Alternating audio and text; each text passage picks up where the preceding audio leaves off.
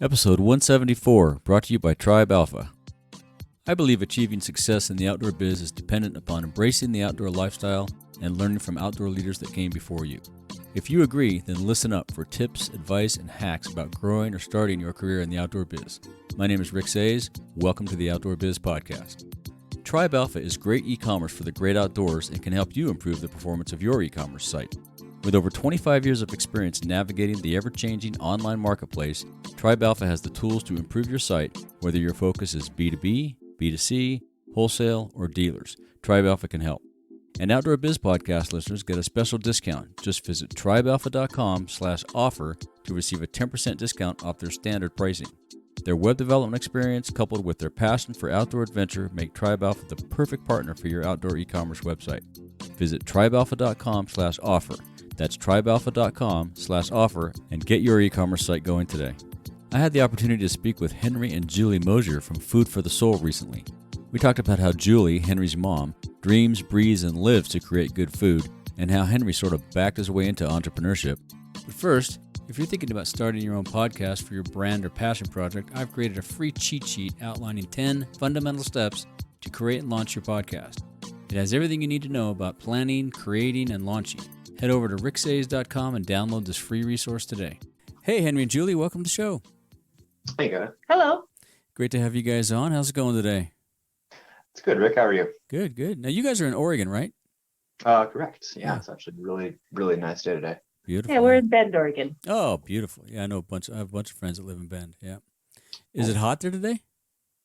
Yeah, I bet it's probably in the 80s. Truth be told, I've been stuck in the office looking out the window all day, but it's 100 here in Bishop, so it's. No, it's quite pleasant here.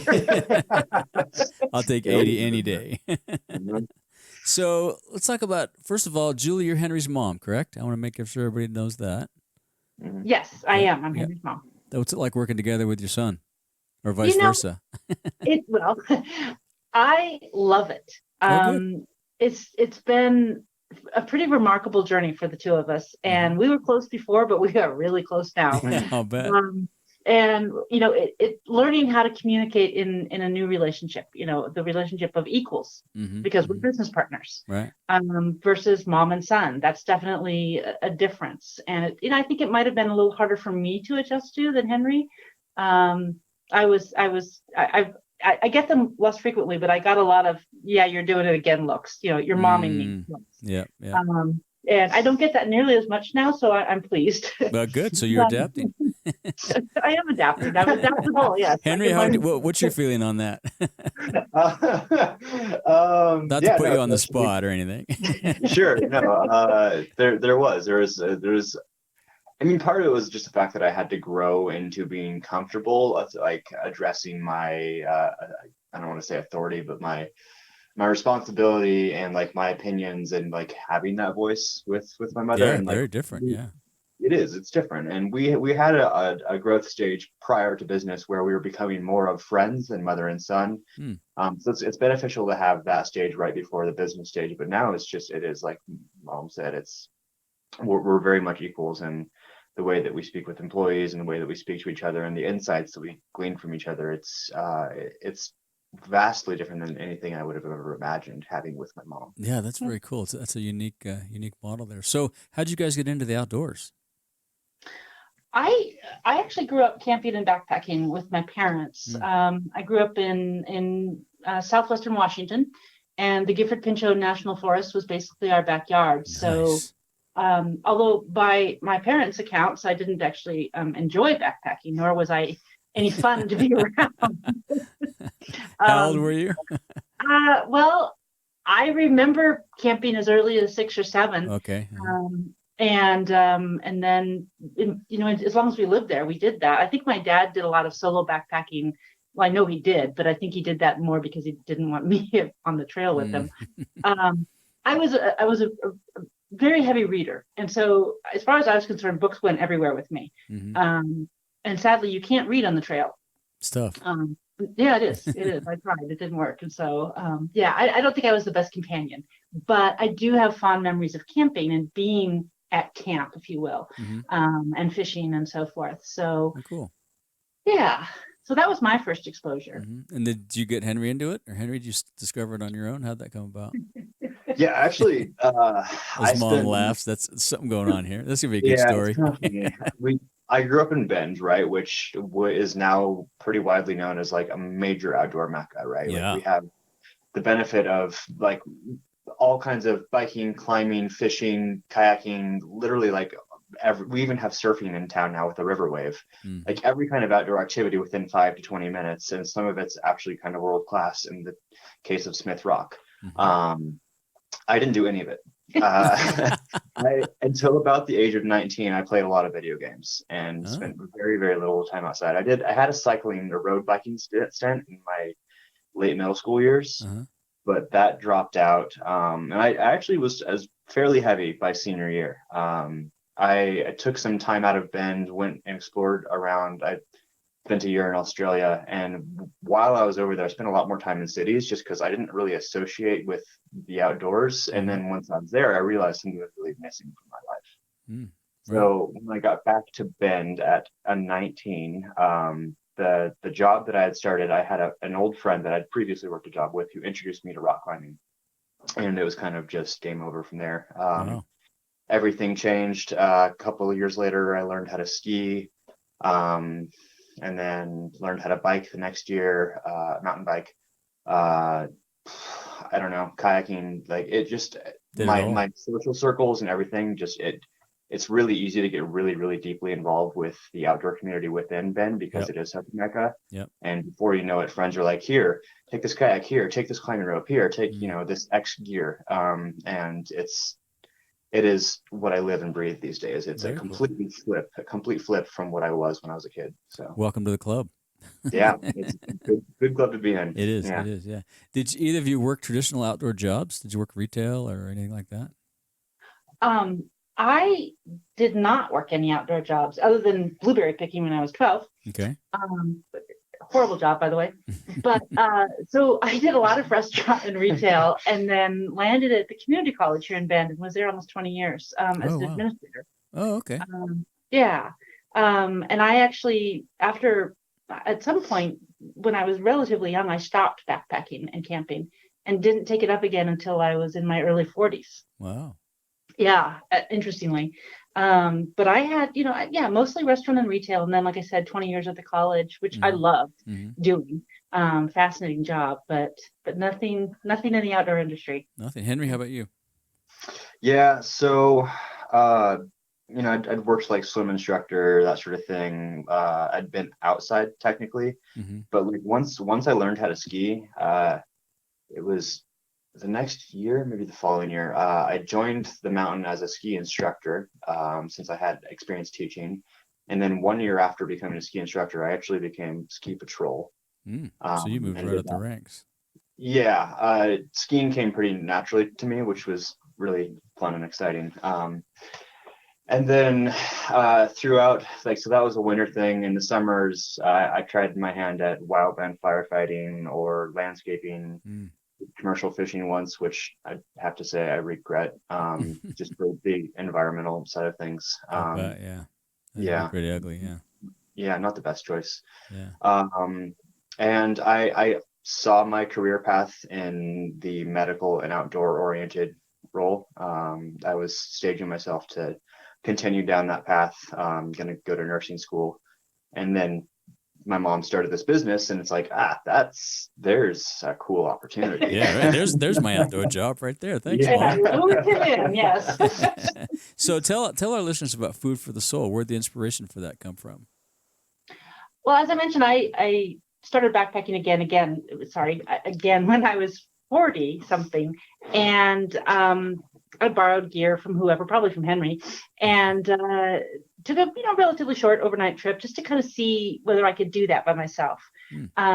And whatever food I brought along was pretty disappointing.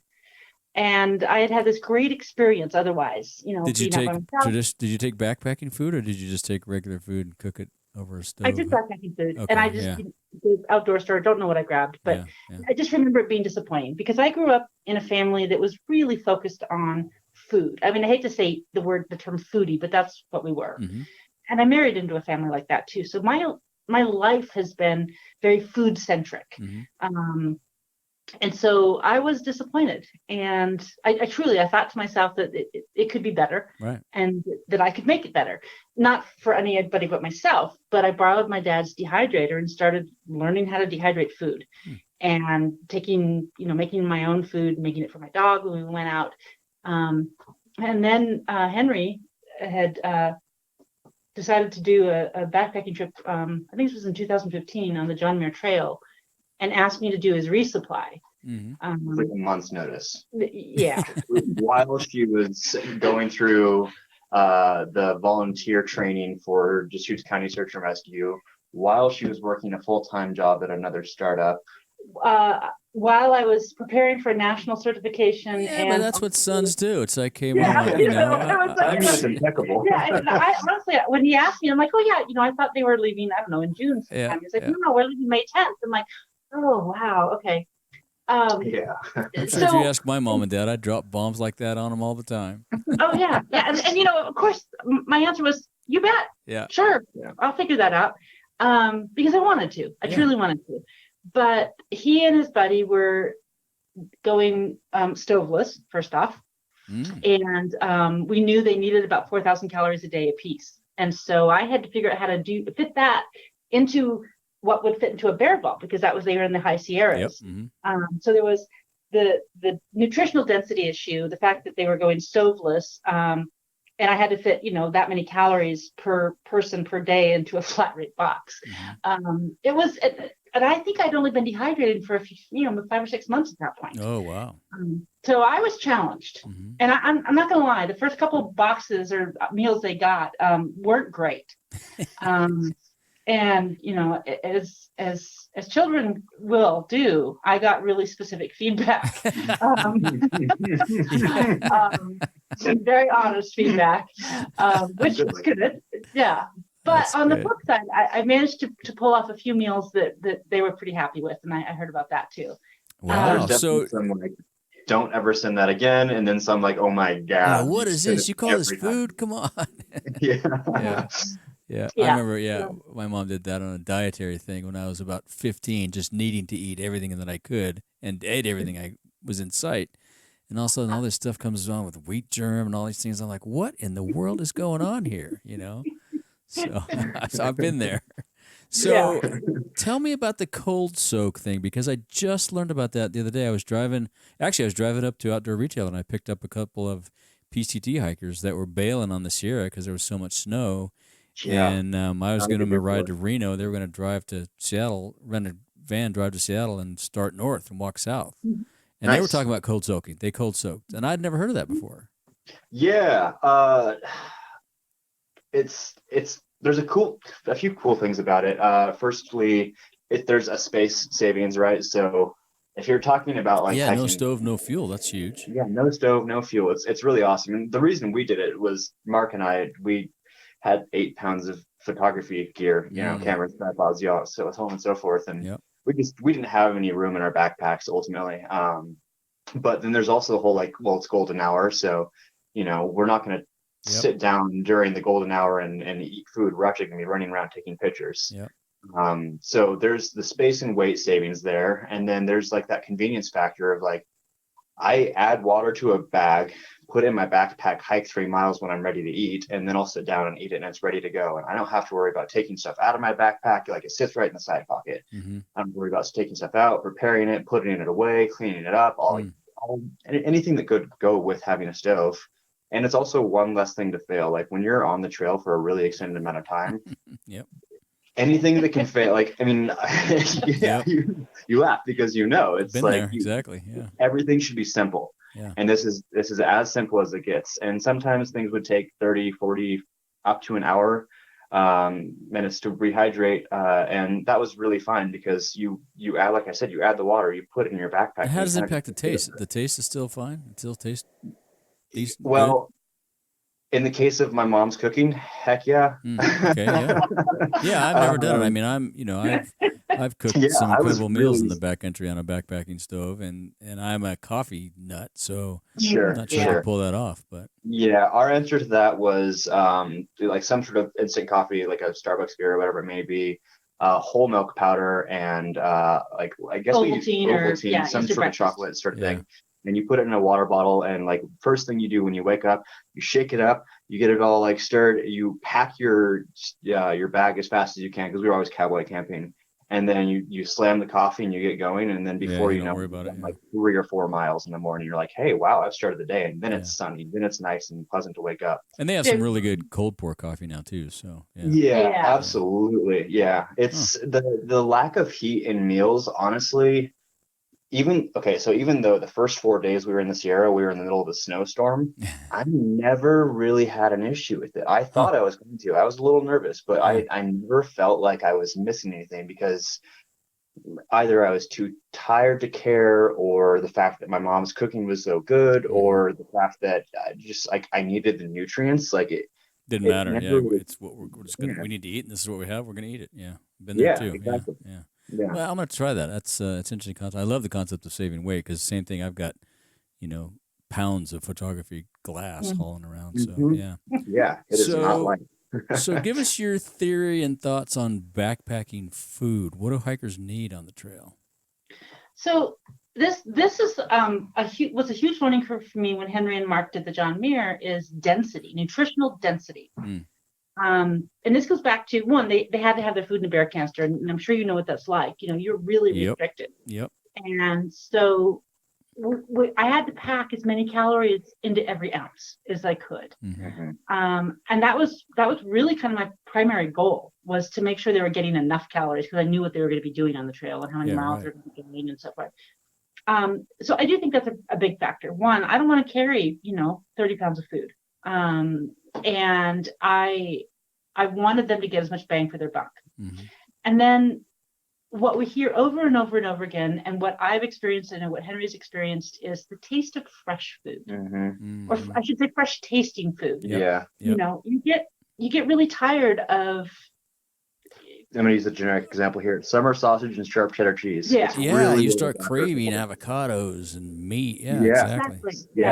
And that's actually one of the reasons why we focus on vegetables so much, is that the taste of fresh vegetables after 2 or 3 days, that's golden, That's big. So I think that, personally speaking, I get palate fatigue really quickly. So I struggle with something that's kind of one note, where every bite tastes the same, it has the same texture. I don't like that. And it takes me a long time to get hiker hunger. I can be out for days and not have it. And so if I don't have what's hyper hunger? Hiker hunger. Hiker hunger. Oh, sorry, I thought you said hyper hunger. Hiker. Oh no, hiker hunger. Stuff your face. Entire 24-inch pizza. Exactly. Yeah. See, I'm kind of the opposite. I don't usually get really hungry, even days in. And so if I don't have something that's interesting and maybe has some variety, some depth to it, it's hard for me to eat. Interesting. So those sorts of things fuel my inspiration, if you will. Go ahead. I was going to say, how are Food for the Soul meals different from what's available now? Is it that taste and density, calories, or what's your differentiator? Yes, that's a simple answer. Okay. So we focus. Our meals are vegan, and they're vegan because plant-based proteins. There's plenty of them. There's a lot of variety. And when I was talking about wanting that taste of fresh taste and vegetables on the trail, that's what we pack into the meals. Lots of vegetables. Yeah. One of the meals that I ended up making for Henry and Mark on the John Muir Trail is our triple peanut slaw, and it's a cold food salad on the website. Yeah, it's got 178 calories an ounce, and that's wow. Honestly, that's insane. It's a lot. That's a lot. Yeah. And it's packed full of veggies, and it rehydrates in 15 minutes, even cold soak. And it's got a lot of crunch and flavor. Excuse me. And it's just, it's satisfying. It really sounds is. Great. It's as refreshing as can be. I have distinct memories of the first time I ate that, and I hiked 10 or 12 miles that morning already. And I sit down for lunch and I soak my feet in the river, and the high Sierra is really beautiful, and add an ounce or two of cold water to this meal, barely any, and then I'd after 10, 15 minutes, I take my first bite and it's like, oh, there's vegetables. Holy crap, that is fresh. That is nice. And it was so refreshing just to have that, like that crunch of the carrots and the cabbage and the red peppers in there. It was well, delightful. I think that's a good point right there too. It's not only the taste of the fresh vegetables, but the crunch and the texture of fresh vegetables. Yeah. It helps a lot. So, texture's important. It really is. Yep. And I think like I'm not trying to slam on any like traditional backpacking food, but the reality is like typically what you would see in like the older backpacking meals is like you take a bite and it's one note texture. It's kind of dude. I've been doing this for 30 years. Let me tell you about backpacking food. It has come a long way. Yeah, it's kind of coffee. Turkey tetrazzini 30 years ago was like, whoa. Oh. No, texture's huge. That's a big focus for us. Like every single one of our meals, you know, you look at our roasted sweet potatoes with kale and quinoa, the sweet potato chunks are big. You know, it's not tiny little things that blend in with the quinoa and you can't tell what you're eating. Like they're big and they're substantial. And then the same thing with like the kale, it's fairly large and flaky, and then we'd squeeze like fresh lemon juice over it. So it really picks up that zestiness that combines with the earthiness. And you just like the whole meal. And there's also pepita pumpkin seeds in there. So you get a little bit of like seedy crunch in there. Man, you guys are making me hungry. Yeah, it's one of my favorites. My favorite meal of ours is on a heavy rotation basis. But right now, like that is the freshest, just like earthy, filling meal that I think we have. And I'm a really big fan of that one right now. So Julie, what drives your creativity in the kitchen? How do you come up with all this stuff?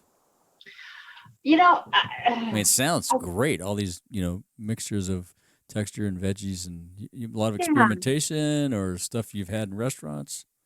Some of the meals come from, you know, from family. I mean, from you know, my mother-in-law was an amazing cook, as was my mother. Very different styles, but just really amazing. So I pretty much think about food all the time, and I don't mean like I wish I had my next meal. Just, you know, what about this? And, you know, what could you do with eggplant and lentils that would be interesting? Or I'll read something and I'll kind of riff on that. So people do ask me this question, I'll be honest. And I was just like, I can't stop thinking about food because there's so many possibilities. Well, you're an artist. It sounds like, you know, it's like a painter or a photographer, right? You're thinking of concepts and things. That just ideas pop in your head. Who knows why they pop into your head, but they do. And then you either ignore them or you act on them. And that's great. Yeah. And and then I'm always trying to push the envelope. What can be dehydrated, or rather, more to the point, what can be rehydrated, you know? And so I'm always trying to see if I can make this work. What flavor profile can you get that you haven't even considered in the backcountry before, and can I make that work? Right. And a recent example is I dehydrated bread pudding. Wow. Yeah, bourbon-soaked cherries, chocolate shavings, a brioche egg dough, and I dehydrated it, and it's crazy. It's amazing. Wow, that sounds awesome. You never think that adding water to bread sounds like a good idea, but it works. It's so good. I was so tickled, you know? Yeah, that's amazing. And I'll just kind of stick anything in the dehydrator and see what happens. That's cool. So a lot of experimentation too. Yeah. Yeah. That's cool. So what has been the most rewarding part of launching Food for the Soul? We hear quite frequently that people with dietary issues, food restrictions of whatever nature, are challenged by being in the backcountry. They don't know how to, you know, feed themselves, basically. They don't know what to do. A lot, And we hear that because our food is all vegan, so with a plant-based diet, and then also almost everything is gluten-free, between the two, we kind of cover a lot of different restrictive areas.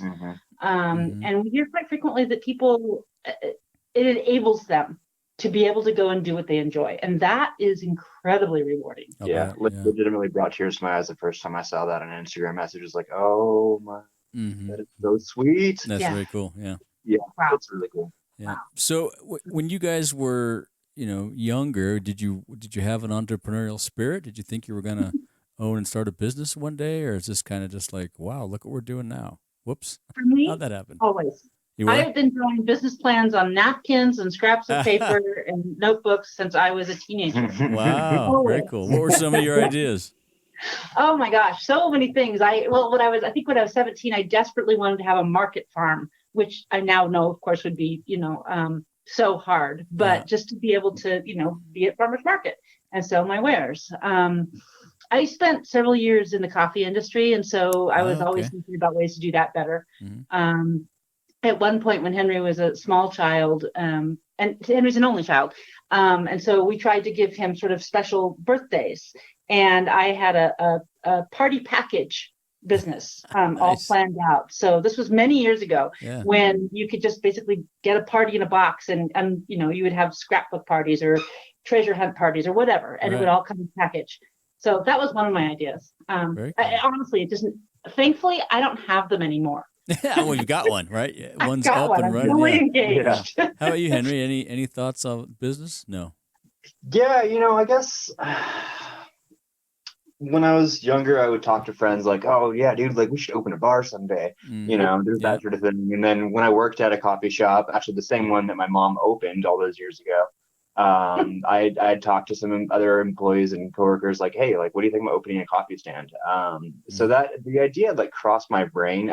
For me, I'm such a B-type personality. Like, I don't necessarily have like that execution on organization and spreadsheets and so on and so forth, that it never really seemed like I would love to be my own boss. And like still someday I would love to own a mountain biking shop. And I have ideas about how you could mix it with like a cafe or like an educational thing, or like I love working on bikes and like tinkering, and I'd love to share that experience of teaching that with people. Mm-hmm. But again, ultimately, like my organization structure, well, it's getting better these days by force of like having to.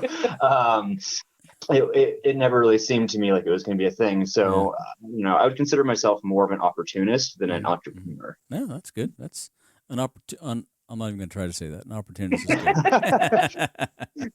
Entrepreneurial or whatever. There you go. There you go. So what have been a couple of the toughest challenges getting this thing off the ground? Oh, gosh. Part of it is we have 4 part-time employees, mostly in the kitchen. And you must have a commercial kitchen, sort of, right? Yes. Yeah. From the get-go. Yeah. Oh, okay, good. But although I did have a massive dehydrator in my living room for some months while I was getting started. Her like tiny little condo. Yeah. Nice. But getting the business off the ground to make it sustainable, there are myriad things that need to be addressed all the time. And really, even though we have 4 part-time employees, it's really just Henry and I making those decisions and sussing out what needs to be done. And sometimes it's just learning on the fly. How do we do this? I don't know. So I think for me, one of the bigger challenges is balancing what seems to be an insurmountable load of work. Yeah. In diversity, Right. I could wear 5 different hats in a day, every single day. Right. And what do your employees do? What part of the business are they involved in? 2 of our employees are solely in the kitchen. Okay. And solely. They're rock stars. None of the employees I don't think any of the employees we hired had any kitchen experience. So last year was an interesting training period. Now they just own it. Yeah. Wow. So you taught them how to cook and the whole. Yes. Oh yeah. Impressive. Yeah. Great. It's really nice to be able to like walk away from that and be like, "Hey, you guys got this. We have a lot to do." And they're like, "Yeah, no problem. Go." Yeah. Wow. Very cool. They're amazing. And then our first employee who actually started in the kitchen now works with Henry in sales and marketing and events. And then actually Mark that we mentioned, who works with the John Muir Trail and is Henry's housemate, also works for us. He pitches it in the kitchen when he needs to. He does all of our order fulfillment. So anybody who gets a package, gets a nice little note from Mark. He does all of our warehouse and inventory. And frankly, he does whatever he needs to do. Yeah. That's great. If we need somebody filling in on market day, farmers market, he's there. Yeah. It just does it all. And a lot of our employees work that way, like they have a defined job description, but generally speaking, like there's a lot of flexibility and we utilize people's skill sets. Like Libby she's our MacGyver. She's a MacGyver. Like, "Hey Libby, we have this like problem," and she's like, "Oh," and she just has sometimes they're like harebrained ideas, but like she just like, generally speaking, like has some sort of solution. And it's not shocking, but Libby's on her way to engineering school. Yeah. Oh, so there you go. See, it fits right in. Right. So have you had any mentors that help you guys along the way? Any business people you could bounce ideas off of, or commercial kitchen folks? Bend is kind of cool in the way that it is simultaneously an outdoor town. It's almost like an outdoor incubator these days. It almost is. It's like kind of like Boulder, but less expensive, I think. Getting there. But it's one of those things where you meet one person and then they introduce you to 5 other people. And right. Generally speaking, because we see a lot of positive response to like our idea, people have been really, really excited to like, hey, like, how can I help? And I imagine that would be the case for most anything that people try to bring into the market in Bend. I don't know that we've had any specific mentors that have really held on along the entire way, but it's usually people that just kind of drop in and out and kind of just like, hey, like, have you guys considered this? Or, hey, let me introduce you to this person they will be able to help you out with. People seem to come up when we need them. Yeah, that's good. Well, that's perfect. Yeah. But that said, we cook in a shared kitchen, and there are, in terms of regulars, there's probably about 8 or 9 other small businesses that are launching. And so one of the things that I didn't anticipate when I went to start cooking in there was that we're all kind of in the same place, making vastly different products, but we're all figuring out packaging and distribution channels and just all of those things. And so we kind of we collaborate a lot. I guess. Yeah, a lot of the back end stuff is similar. Yeah, right? yeah, and that's been a bonus, to be in that space. Oh, you guys aren't in there at the same time, are you? You mean in the kitchen? Yeah. Yeah, it's a commissary kitchen, and there's 7 different stations. Holy smokes! So okay, it's a tight fit during the summertime because there's a lot of food carts in Bend, and they're all in the kitchen, I think. But we kind of have the space to ourselves. You guys had to open that thing up and do one of your events could be an Iron Chef thing. Oh, that's funny. It would be amazing. Yeah. Well, all the products. Let me know when you do that. I'll come up and do some podcast interviews. One of the guest judges. That'd be a blast. Well, what other outdoor activities do you participate in? You still get to hike a lot? I hike when I can. I'm actually headed out tomorrow afternoon after our meetings to an overnight backpack. Cool. That's kind of what I'd love to do more, but what I can fit into my schedule is a lot of overnights. Yeah, at the time I had nothing wrong with that. Yeah.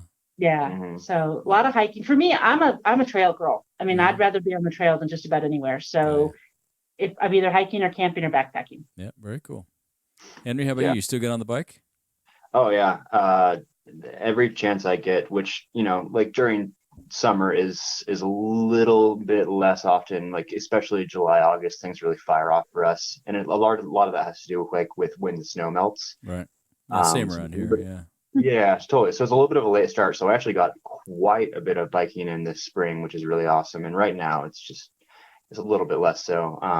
So I'm a shoulder season kind of guy, and also actually, now my mom just mentioned to me, I did get 4 days to go sea kayaking in the San Juans last week. Very cool. Wow. Nice. If anybody listening, the San Juan Islands up in Washington, holy moly, like we must have seen 8 million purple starfish, like tons of seals, sea otters, a lot of bald eagles. Yeah, it's my friends called them freedom chickens, which is hilarious. Oh, it's a freedom chicken. Yeah, that's awesome. Just such an insane area for wildlife and really a phenomenal experience. Were you with a group or just a bunch of buddies? How'd that come about? Truth be told, I knew one of the people fairly well. She was a gym buddy that I've been working out with for a while. Her husband is a sea kayaking rep for Eddie Line. So yeah, it's a good connection. And then, I didn't know, Mike or Nick very well, but by the end of the trip, of course, like we became very close, and it's just, it's a kind of a tribute to Bend, honestly. Like there is such a strong, fun, lovely community here in Bend, and the amount of people that I meet that are so like welcoming and wholesome, it's really cool. Yeah, it's a little like actually, yeah, it does. All of our employees are outdoor people, and that's pretty important to us. We're a small company. We don't offer a lot of benefits and so forth, but what we can do is find a way to get them the time off when they need it. Yeah. And I don't believe I've ever said no to an employee who is looking for some adventure time. That's great. Yeah. we will work hard to make sure it happens for them. That's perfect. Yeah. Well, that's great. That's a great culture. Like we were talking earlier about your dogs. I mean, all that stuff fits together, right, and creates your corporate culture. Yeah. Poor dogs are outside right now, but Well, one of them, the quiet one's in here. Oh, he snuck in. Oh, all right, good. I don't have any dogs, but do you have any suggestions or advice for someone either wanting to get into the outdoor biz or maybe launch their own business in the outdoor industry? Oh, keep your day job. And by that, I don't mean don't do it. That's not what I was trying to say. Okay. What I was trying to say is hold on to your revenue stream as long as you can. There you go. Yeah, well said. Yeah. We jumped in with both feet. And to be honest, I think both ways are really hard. But at one point, I had the intention of opening this as a very small cottage business, side business, and growing very slowly. And that's just not what happened.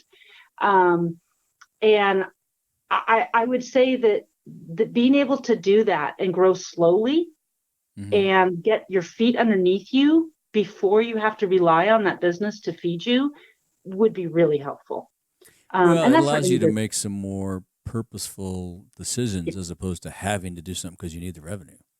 Yes, absolutely. Yeah. And the other thing I think, especially with the outdoor industry, at least my experience with it, and of course in Bend, like you said, it is actually an outdoor industry incubator here. There's literally one here. Credibility is huge in this industry. Oh yeah. If you're not a part of the outdoor community and you don't know really, if you're learning as you go about what you're selling or producing or what have you, that's a problem.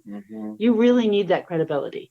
Yeah, it's a very welcoming industry. I've been in it since I graduated college. Even before then, both degrees are in outdoor recreation. But it's a very welcoming community. But you're right. I mean, you do have to have some chops. I mean, you have to. You may not know the sales aspect or the design aspect or the cooking aspect of whatever it is you're doing, but you've got to be one of those persons that has been outside and goes outside regularly. Otherwise, people look and, it's, I wonder if this person even gets outside. So, but that's a good point. Yeah. But you're right. It is a very welcoming industry. It is. Yeah, and you guys are lucky up there. I mean, that's the one unique thing about Bend right now versus somewhere like Boulder, for example. You have that. You do have an incubator up there, and you got a couple of other companies up there. I'm thinking of Hydro Flask. A good buddy of mine's VP of sales, or I think he just got promoted, but he's pretty high up at Hydro Flask. We were roommates back at A16 way back in the day, Mike Wallenfels. And he's involved in a lot. I think he's involved in that incubator. So that's pretty unique about Ben, and there's a lot of great guys that are just doing things on the fringes, like you say, that are available. And that's pretty unique in outdoor communities around the U.S. that I know of anyway. Yeah, it seems that way. Yeah. I'd say another fairly important thing, just in general, like whatever business it is, and this was impressed upon me a few different times, but definitely recently, is know your why. Like it's going to drive everything you do. Yep. And it's something that I wouldn't say we started with, but we've really grown into, and we will continue to. It's not like, oh, hey, light bulb, we know what our why is. It's an evolving process, but once we started once we started getting those messages from people who were like, you are helping me with my dietary restriction, and like you are enabling me, it's like finding something powerful and meaningful. It really defines like, wow, like this is why I'm doing this. Did you read that book by Simon Sinek? No, but we've definitely watched the TED Talk. Yeah, that's great. Yeah. And awesome. It's come up in conversations with various people, so I think that's pretty huge. And you can tell, like, when you speak to a business or somebody who's trying to get something off the ground, that they like really they're floundering. They'll like talk about their business, and you're like, I can't pinpoint what your goal is. Yeah. Or they're trying to be too many things to too many people. It's like, just focus. Yeah, definitely. So. Do you have any daily routines to keep your sanity? You meditate, exercise, cook? You must cook every day. Actually, I do maybe that's day. It. That might be. I wouldn't say that. No, I don't think that's it. Yeah. For me, I used to be the sort that would get up as late as possible and get myself out the door. And now I get up at least an hour before I have to start processing for the day. And I sit, either on my porch outside, depending on the weather or what have you, and drink my tea and just kind of sit and be. And don't engage in email unless I start getting texts from my business partner at 6 a.m. I need to brain dump. Listen to my ideas. Right. Happens occasionally. Mom needs quiet time, and Henry needs a brain dump. Yeah, exactly. And we just accommodate each other, frankly, in those regards. But yeah, I find that first hour of the day is really valuable for me to just kind of be. Yeah. And not be on the go and processing and thinking. That's great. Yeah. That's a really good one. Yeah, I do that too in the mornings. Yeah. Yeah. Henry, do you have any routines, daily things you're doing? I'm not great at routines. Yeah. I'm very freeform. I'm also pretty intuitive by nature, so I'm pretty decent at checking in with myself and seeing when things are off balance. If anything, I would say the number one sanity keeping thing that I do is exercise. Good, yeah. I can't understate that enough. And whether if it has to be I need to go into a gym and lift weights for an hour, that's not ideal. Of course, I'd rather be outside, but right. Whatever it takes just to get some exercise. And I can tell you, right now, because of how busy I've been and how much time I've been sitting at the computer for this last couple of weeks, I can tell that I'm declining in my state. I got to get out. Yeah. I'm doing these check-ins. I'm like, Henry, you need to exercise. So that's a big one. Yeah, that's good. How about books? Do you have any favorite books or books you give as gifts?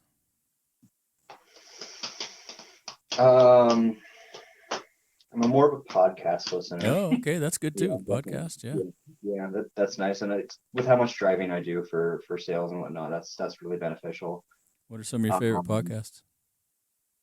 Oh gosh, How I Built This is pretty cool for for entrepreneurial stuff. I'm actually pulling up my podcast right now to refresh my memory.